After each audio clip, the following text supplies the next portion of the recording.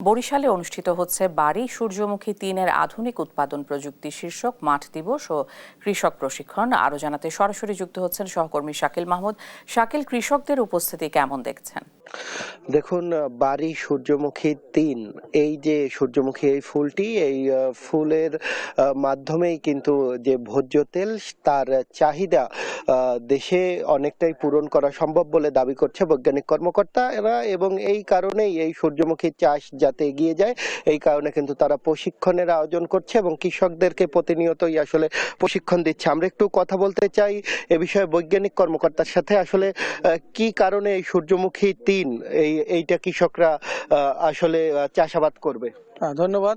বাংলাদেশ কৃষি গবেষণা ইনস্টিটিউট থেকে উদ্ভাবিত বাড়ি সূর্যমুখী ৩, যেটা হলো দক্ষিণাঞ্চলের উপযোগী, লবণ সহিষ্ণু, এবং এই জাতটি যেহেতু এটা হাইব্রিড না, এই জাত থেকে আমরা পরবর্তীতে বীজ রাখতে পারবো। হাইব্রিড হলে সে জায়গা থেকে প্রতি বছর বীজ রাখা যাচ্ছে না, এইটা আমাদের একটা দিক। আর একটা হলো যে বাংলাদেশ থেকে উদ্ভাবিত এই যে জাতটি, এইটি যেহেতু দক্ষিণাঞ্চলের লবণ সহিষ্ণু যে এলাকা, সেই এলাকার জন্য এই জাতটি খুবই উপযোগী, যার রোগ এবং কত এখানে এখন দেশে কত তেলের উৎপাদন, আর এটি চাষ বাড়লে আসলে কতখানি আসলে তেলের উৎপাদন বাড়বে? আমাদের বাংলাদেশে প্রায় 12%, আসলে আমরা 12 থেকে 14% আমরা এটার মিট আপ করতে পারতেছি তেলের। কিন্তু আমরা চাচ্ছি যে এই গবেষণার মাধ্যমে এই বাংলাদেশের যেসব জায়গায় আমরা এই তেল জাতীয় ফসল, বিশেষ করে সূর্যমুখী উৎপাদন করতে পারলে আমরা দেখা যাবে যে তেলের যে ঘাটতি আছে, আমাদের সরকারের ইচ্ছা যে এইটাকে আমরা প্রায় 40%-এ নিতে পারবো, এবং সেক্ষেত্রে আমাদের গবেষণা এবং সম্প্রসারণের মাধ্যমে আমরা কৃষকদের উদ্বুদ্ধ করে এই বাড়ি সূর্যমুখী ৩ উৎপাদন করে দেশে তেলের উৎপাদন বাড়াবো। সাথে সাথে আমাদের যে ঘাটতি আছে সেই ঘাটতি পূরণে এই বাড়ি সূর্যমুখী ৩ একটি বিরাট ভূমিকা রাখবে। আমরা একটু কথা বলতে চাই এ বিষয়ে আরেকজন কর্মকর্তার সাথে। একটু জানতেই চাচ্ছি যে আসলে কৃষকদের মাঝে এই বাড়ি সূর্যমুখী যে চাষ, এটা উদ্বুদ্ধ করতে আপনারা কি কি ব্যবস্থা নিচ্ছেন? ধন্যবাদ। আসলে গবেষণা এবং সম্প্রসারণ অত্যন্ত ঘনিষ্ঠভাবে যুক্ত। গবেষণা থেকে যে প্রযুক্তি আসে সেটা সম্প্রসারণ করাই আমাদের মূল লক্ষ্য। এদেশে মানুষের তেলের চাহিদা যাতে করে এদেশের প্রযুক্তিতে মেটানো যায় সে ব্যাপারে আমরা তৎপর। এক্ষেত্রে বাড়ি সূর্যমুখী ২ এবং বাড়ি সূর্যমুখী ৩, এই ৩টার মাধ্যমে আমরা ১৩০০ হেক্টর জমিতে এই অঞ্চলে চাষাবাদ করেছি।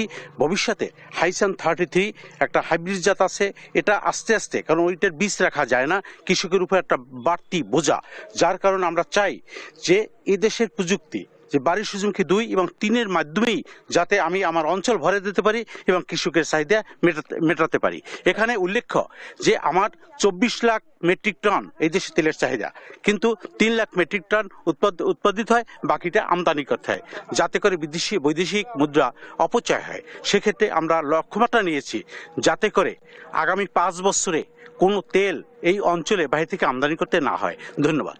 আমরা কথা বলছিলাম যে আগামী ৫ বছরের মধ্যে আসলে যে ভোজ্য তেলের যে উৎপাদন, দেশে যে 12% যে উৎপাদন হয় সেটিকে আসলে 40%-এ নিয়ে যেতে কিন্তু এই বাড়ি সূর্যমুখী ৩-এর ভূমিকা কিন্তু অতুলনীয় বলে কিন্তু তারা জানিয়েছে, এবং এই কৃষকদের মাঝে যাতে তারা এই বাড়ি সূর্যমুখী ৩টি ছড়িয়ে দিতে চাচ্ছে এবং চাষাবাদের মাধ্যমে দেশের ভোজ্য তেলের যে চাহিদা তার বড় একটি অংশ পূরণ করতে চাচ্ছে বলে কিন্তু জানিয়েছে এখানকার যারা বৈজ্ঞানিক কর্মকর্তা আছে তারা। তো বরিশাল থেকে এতটুকুই ছিল আমার কাছে থাকা সবশেষ।